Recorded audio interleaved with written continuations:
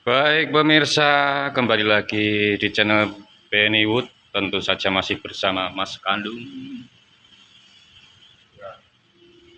Ada kata-kata hari ini, Mas?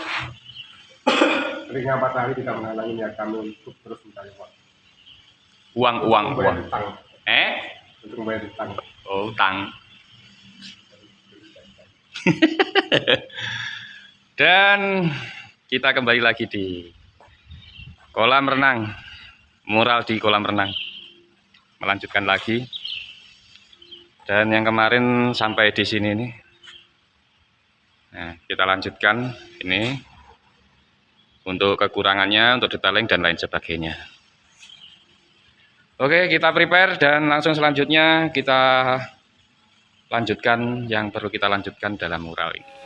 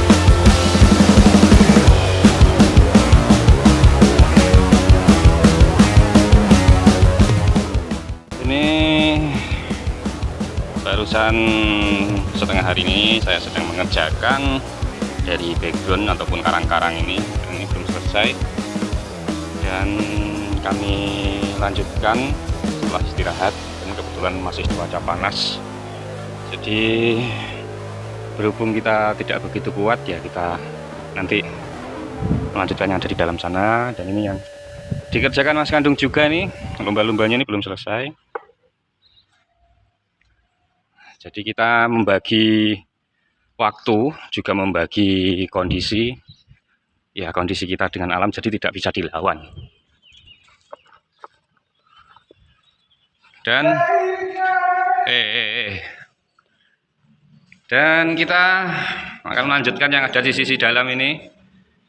Nah, ini Mas Kandung sudah mulai dengan kembali meneruskan objek background yang dimana nanti temanya adalah kuliner.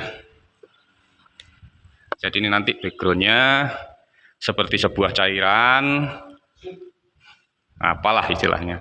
Terus nanti ada makanan, berbagai gambar makanan menu. Jadi seperti itu. Ini pun belum jadi.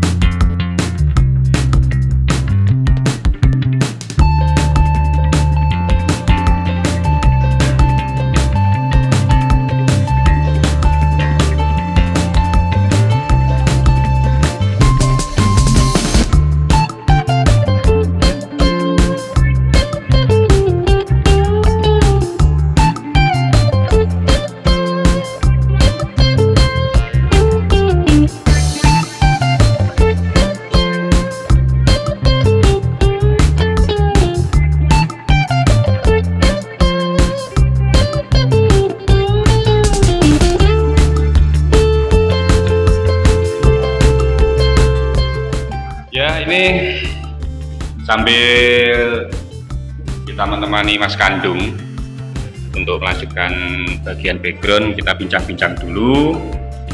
Ya sebatas sharing lah. Bukan maksud kita itu mau menggurui ataupun kita itu merasa lebih ahli, bukan. Ya Mas Kandung ya. Ya. Jadi untuk kali ini yang ingin kita bahas adalah cara penerapan pengaplikasian cat eksterior dan interior. Jadi cat tembok untuk mural itu ada dua macam, yaitu eksterior dan interior. Itu bedanya apa Mas? Kalau cat eksterior sama interior yang paling beda apa? Yang paling beda pertama dari namanya. Sing banter ya omong. Yang membedakan cat eksterior dan interior itu satu, dari namanya jelas beda. Eksterior adalah untuk luar ruangan, interior untuk dalam ruangan, Mas. Kalau untuk sifat, eksterior itu secara hasilnya itu kalau kering itu lebih ke warna tajam atau mungkin warna apa namanya? Solid. Solid, terus lebih ke warna menjadi agak kegelap.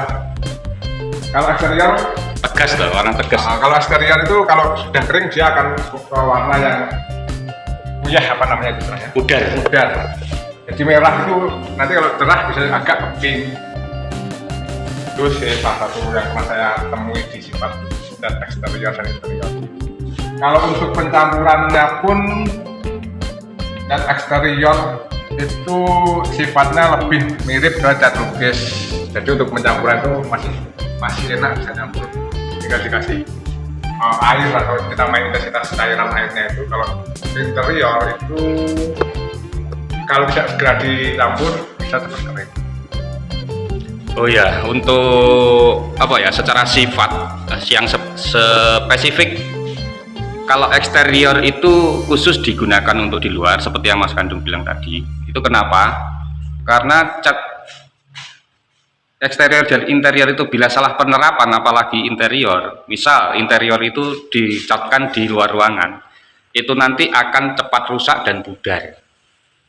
Maka dari itu lahirlah ada cat eksterior, di mana cat eksterior itu lebih tahan cuaca, ya Mas ya? Lebih tahan cuaca panas dan dingin, hujan atau panas terik, dan lebih lama tahannya. Ya, seperti itu. Soalnya ada kandungan elastis di dalamnya. Jadi semacam ada chemical yang bertujuan untuk melindungi cat itu sendiri. Jadi seperti itu. Tapi bagaimana bila cat eksterior itu diterapkan dalam interior? Ya bisa saja. Lebih bagus, akan tetapi yang tidak bagus harganya. Memang tidak dipungkiri Mas ya. Interior sama eksterior itu pasti lebih mahal eksterior. Harganya sekitar hampir 2 kali lipat lah. Ya 2 kali lipat ya. Intinya semua tembok itu kalau pakai eksterior bagus, cuma untuk menghemat biaya. Dalam keadaan tembok yang istilahnya aman dari cuaca ekstrim, lebih baik menggunakan interior supaya tidak terlalu membengkak. Eksterior. Interior. Oh, sini jero. Kalau keadaan temboknya itu tidak begitu ekstrim cuacanya gitu. Dan yang kedua adalah cara pengaplikasiannya, seperti Mas Kandung bilang tadi itu ada sedikit perbedaan treatment ya Mas. Ya. Jadi kalau orang awam bilang itu, kalau kita menggoreskan cat eksterior itu kalau langsung diulang-ulang itu malah biasanya malah apa jenenge? Nyampur. Kayak cat ini eksterior itu kalau diulang-ulang kadang itu malah nggak begitu rata. Jadi kita harus mengulang. Jadi seperti itu. Kadang seperti apa ya? Seperti kayak terkelupas lagi gitu loh. Kecuali kalau kita memang tujuannya melukis atau mural seperti ini. Nah ini bisa diulang-ulang sampai kita menemukan komposisi seperti gradasi. Yang namanya gradasi itu seperti ini. Ini dari gelap, nah ke terang. Ini memang kalau kita tidak diulang-ulang, ya ini kita tidak bisa menciptakan sebuah komposisi warna seperti ini. Jadi ya mau nggak mau kita harus belajar cara pengaplikasian untuk cat eksterior. Jadi tidak sekali dua kali, kita harus mengenali cat itu sendiri. Standar kalau untuk cat dinding dengan kapasitas intensitas air yang agak encer biasa itu paling tidak 3 kali pengecatan. Tapi kalau lukis itu intensitas airnya agak sedikit, sekali gores itu sudah bisa bagus. Itu Mas ya. Tapi kalau untuk mengecat tembok biasa itu biasanya kan intensitasnya air agak banyak. Nah seperti ini contohnya, ini cuma 1 kali, ini masih belum begitu nutup. Seperti ini juga 1 kali. Paling tidak ada 2-3 kali pengecatan. Kalau menggunakan teknik pengecatan biasa. Tapi kalau lukis itu intensitas air dalam cat itu bisa sedikit dan lebih kental catnya, jadi sekali gores itu sudah bisa nutup. Nah, jadi istilah teknisnya itu kegunaannya itu dilihat dulu. Kalau untuk cat global atau total polos, nah seperti Mas Kandung bilang tadi itu, airnya itu disesuaikan kekentalannya, bagaimana untuk lebih cepat nutup. Memang benar kalau airnya sedikit itu cepat nutup, tetapi tidak ekonomis dan boros. Itu namanya lukisan, makanya lukisan mahal. Tapi kalau lukisan itu kita harus komposisi antara air dan cat itu lebih banyak catnya perbandingannya. Soalnya yang kita cari itu jangan sampai kita diulang-ulang, nanti malah warna itu malah tidak bisa timbul dengan sesuai apa yang kita inginkan. Seperti Mas Kandung bilang tadi, makanya mural itu atau lukisan itu cenderung lebih mahal daripada ngecat tembok biasa, dikarenakan memang tekniknya juga susah. Terus bahan materialnya pun yang dibutuhkan pun otomatis akan lebih tambah banyak. Ya Mas Kandung, ya. Ada tambahan lagi? Terus kalau masuk ke teknik gradasi atau pencampuran 2 warna atau lebih, itu kita juga bisa menentukan kira-kira di mana perpindahan warna itu dan kira-kira berapa istilahnya apa itu, cairannya itu perbandingannya berapa, biar nanti hasilnya itu bisa bagus, bisa bersih, bisa halus gitu loh. Goresan juga menentukan. Nah itu kalau sampai menginjak teknis secara khusus, sampai penekanan kuas, sampai bentuk kuas, itu nanti di sesi yang selanjutnya. Soalnya ya seperti bentuk itu, teknik bentuk kuas dan sebagainya itu macam-macam untuk goresan tertentu. Jadi tidak hanya semudah apa yang kita kira bahwasanya mural itu hanya sebatas cat berwarna, kita butuh alat kuas, kita sapukan, bukannya kita mau lebay bahwasanya ini dibuat susah agar kita mentang-mentang orang mural kita menaikkan harga. Bukan, ini kita berbagi ilmu tentang mural. Jadi istilahnya untuk Anda yang ingin belajar, jadi mengetahui tekniknya gimana. Terus Anda yang ingin menggunakan jasa mural, bila mana ada nego harga ataupun Anda mengetahui harganya, itu nanti tidak kaget dikarenakan sudah mengetahui bagaimana cara pengaplikasian mural, khususnya tentang kendala, permasalahan maupun harga dari material itu sendiri. Untuk Mas, untuk harga mural itu mahal atau enggak mahal, murah atau mahal itu tergantung jenis gambarnya. Nah, kalau kita warna gradasi seperti ini, ada dimensinya, bentuk-bentuk 3 dimensi dan ada bayangan, itu mungkin mendekati realis, karena itu harganya, tingkat menggambarnya pun sulit, itu harganya bisa mahal. Beda dengan kalau warna polos. Ya, kalau masalah harga nantilah secara spesifik akan kita bahas. Jadi kita tiap episode ini akan kita kupas satu persatu. Maka dari itu saya atau kami sendiri ya ingin Anda yang menyaksikan tayangan ini ikut berpartisipasi. Jadi kita pun bisa mengisi ataupun memberikan apa yang diinginkan para pemirsa, khususnya para pelaku seni maupun penikmat seni. Nah, ini secara teknisnya gimana? Jadi profil ataupun karakter ataupun biografi atau apapun lah yang berkaitan dengan mural ataupun seni. Jadi kita berbagi di sini, akhirnya kita saling memahami dan mengetahui.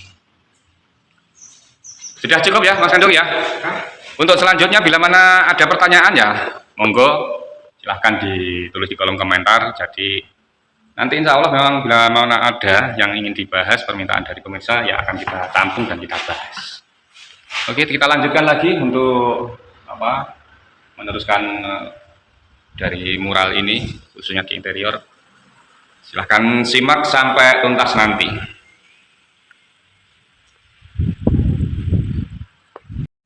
Oke pemirsa, hari ini untuk mural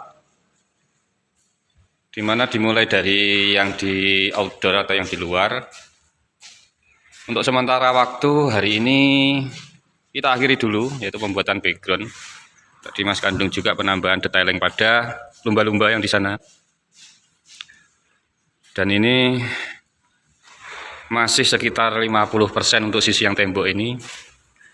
Ini backgroundnya sudah lumayan terbentuk, ya sekitar khusus background masih 50-an lah persen. Gambarnya juga ini tadi saya cuma menyentuh ini bagian untuk yang kentang ini, dan ini Mas Kandung masih memberi dasaran dan sedikit revisi. Mungkin untuk Anda yang jeli kemarin bentuknya tidak seperti ini komposisi warnanya, sekarang dirubah lagi. Kata Mas Kandung mumet. Baik, itu saja. Untuk kurang lebihnya mohon maaf bila mana ada kritik, saran, ataupun pertanyaan silahkan tulis di kolom komentar. Akhir kata, Assalamualaikum warahmatullahi wabarakatuh. Kita lanjutkan di tayangan selanjutnya.